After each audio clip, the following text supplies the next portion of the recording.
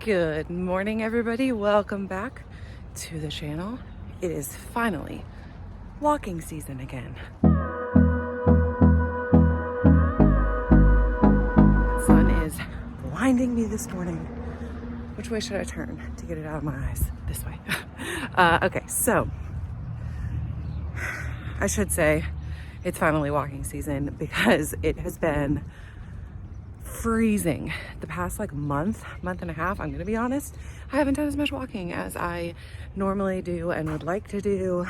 December was unusually cold here in North Carolina, and 2 weeks ago we had temperatures the high temperature for the day was 15 degrees, and then last week it rained all week. So I have gotten a walk or two in here and there, but I haven't been doing my consistent exercise. And let me tell y'all, I have really felt it. I've really noticed a difference just in not necessarily my weight, actually not my weight at all. My weight on the scale has not changed. I was 170.6 this morning when I weighed. However, my body composition and how my clothes fit, I have noticed a difference since I have not been working out. I will say that. So I'm glad that it's getting a little warmer. And as always, I'm being completely honest with you guys. I've not been exercising like I should, but we're changing that. So I'm on my walk this morning.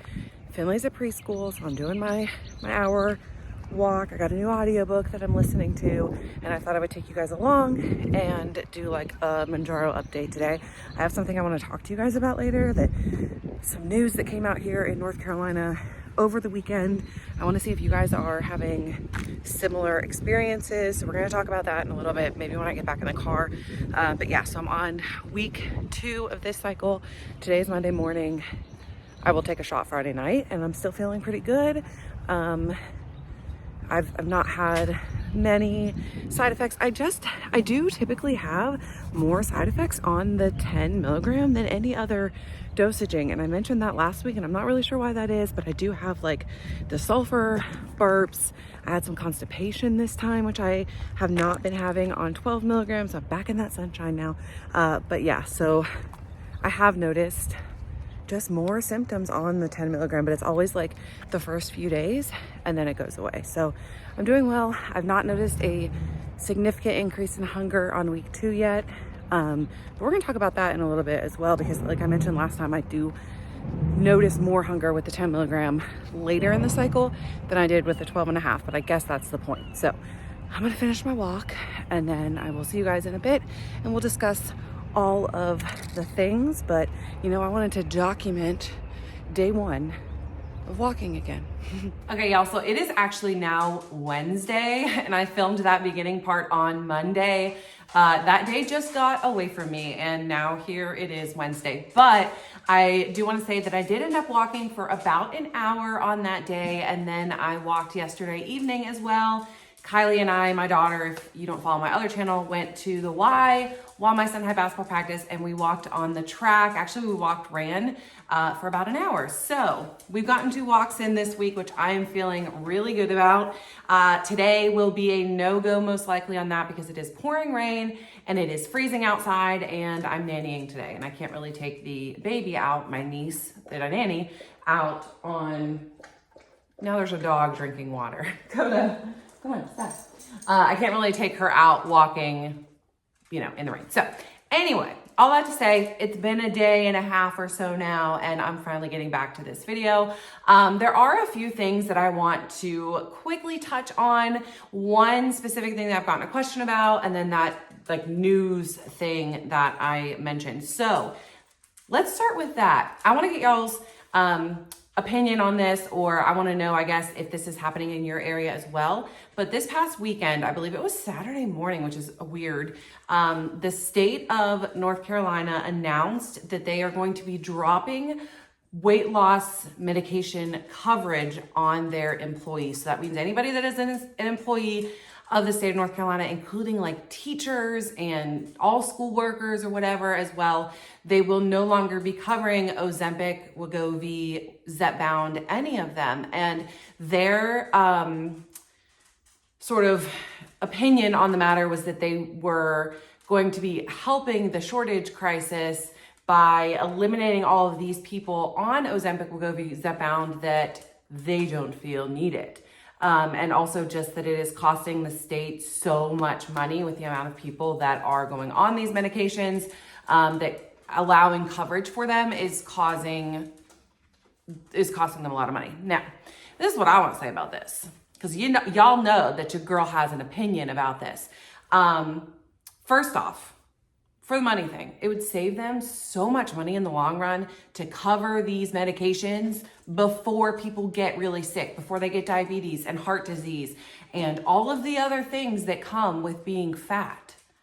I mean, that's just obvious. That's one thing that even my doctor has kept saying, like, I don't understand why they don't want to cover this. It's going to be so much cheaper for the insurance companies in the long run. So that's my big thing. But also, I don't necessarily agree with them completely getting away with coverage across the board. One thing I've noticed with a lot of other insurance companies is that they are making more strict the requirements to be eligible for it. So a lot of them now are requiring that you have a BMI of 30 or higher, which I think is great. It does eliminate me and a lot of other people, a lot of you guys that I know have been on it for a long time that are trying to be on maintenance now, but it does allow for the more critical sector of people to be able to get the medication. So I agree with stricter regulations, and I wish that North Carolina would reevaluate and try to really think about that and say, hey, you know, maybe you won't be eligible unless you have this BMI or unless you have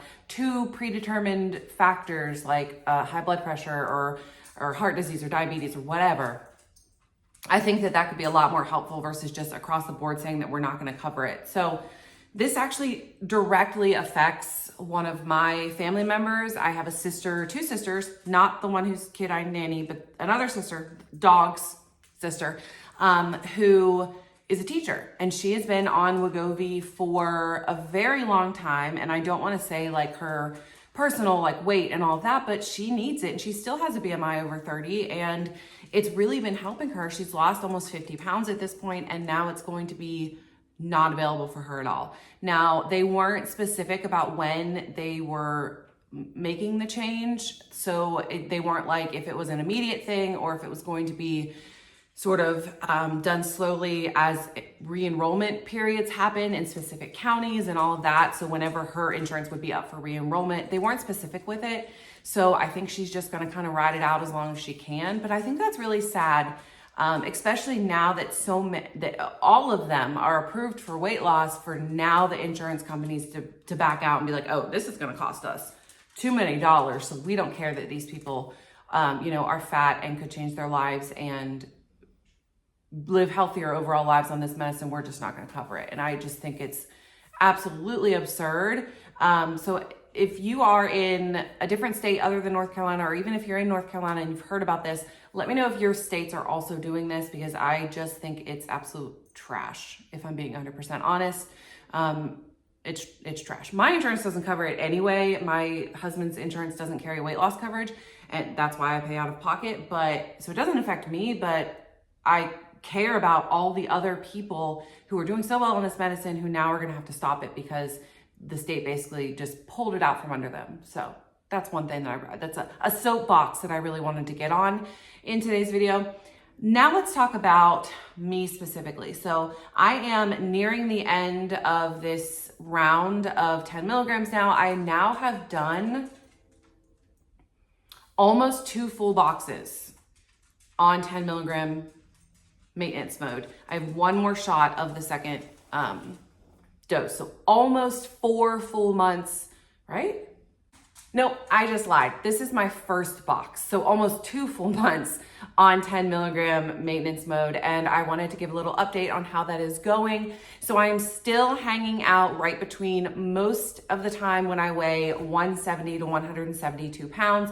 Today I actually was a little bit higher when I weighed. I mentioned on Monday that I was like 170.6. Today I was actually 173. However, I started my cycle yesterday, so I shouldn't have even weighed. I usually gain anywhere from 2 to 5 pounds on my cycle, but I knew I was gonna be updating this video, so I was like, I'll just get on the scale. I was 173 this morning, which again, still between 170 and 175, but I think it's period weight. I can tell my fingers are swollen and I need to flush stuff out with water. So as far as weight goes, it's still, helping me maintain my weight, and I am still have enough of the appetite suppression and the appetite curbing to make wise choices, enough of the food noise being turned off to make wise choices. So I am overall doing fantastic on 10 milligrams, and I do plan to stay there. Somebody commented yesterday actually and asked me if I've noticed any more bruising or anything like that, because several months ago I had mentioned some bruising at the site of injection. And I wanted to touch on this because I've not necessarily noticed bruising from the injection site, but I have noticed more random bruising, especially on my legs. And I'm not really sure why that is. I do have an appointment in February, so I'm gonna talk to my doctor about it. But again, let me know if you have had that issue at all. Either I think I'm just more susceptible to bruising. It could be because I have less fat and therefore I bump things and I bruise easier. I don't know, but I do just notice, especially like on my calves and places like that, that I bruise pretty easily. I ran into the corner of my bed a few weeks ago in the dark. We have a foot post and I ran into it in the dark when I gone out to go to the bathroom in the middle of the night, and I had a bruise this big on my thigh. Like it looked like my husband like literally beat me with a baseball bat. It was huge. I was like, I'm glad it's winter and I'm wearing pants. So not necessarily any more bruising from the site, but I'm bruising more frequently. So let me know if you've noticed that as well. I'm still having more symptoms on the 10 milligram. My body just likes to have symptoms on that dosage for some reason. I get the sulfur burps on 10 milligram. I notice the trouble sleeping more on that milligram, and I have like overall muscle tightness, which I know is a symptom. It can be like muscle tightness, chills. It seems like people either have one or the other. But for the first couple of days, it's like I'm always tensing my shoulders specifically. I don't know that I've ever mentioned that, but I've had that pretty consistently. It went away when I went to maintenance mode, but then it came back when I went back on 10 milligrams. So I don't know what's going on with that, but that's my little update. I'm still not counting calories. I'm still doing well with just making wise decisions. I filmed a what I eat in a day video for you guys last week. I plan to film one again this coming week. I've been cooking a lot more from scratch at my home, which I think has been helping just with ingredients and quality nutrients getting in my body. So I've been trying to make a lot more positive changes as we've been in maintenance mode over the course of the past month or so. I'm trying to just sort of shift the focus to more nutrient dense, home cooked meals, less eating out, all of that sort of stuff. So I'm really excited to continue that journey as well and take you guys along with it.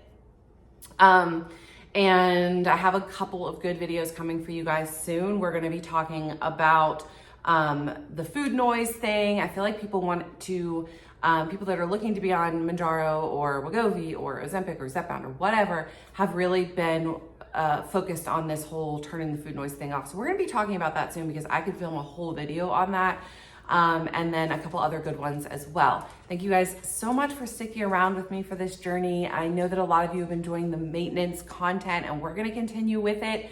I have not sat down and done just a pure Mounjaro update and how I'm feeling and talking to you guys in a while, so I thought that was prudent for today's video. So I hope you enjoyed it. Let me know about all the things that I talked about, if you have any commentary on anything that I mentioned in this video, let's talk about it in the description box, because I feel like nobody is going to change unless they get talking about it more. Like, I don't know, we've got to do something about the insurance companies just wanting to refuse everything, but yeah, thank you guys so much for watching this video. I will see you very soon.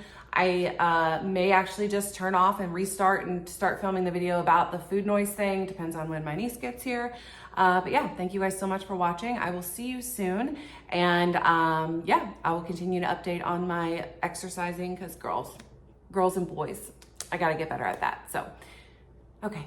Thanks for watching. Have a great weekend, and I will see you soon. Storms we chase are leading us, and love is all we'll ever trust.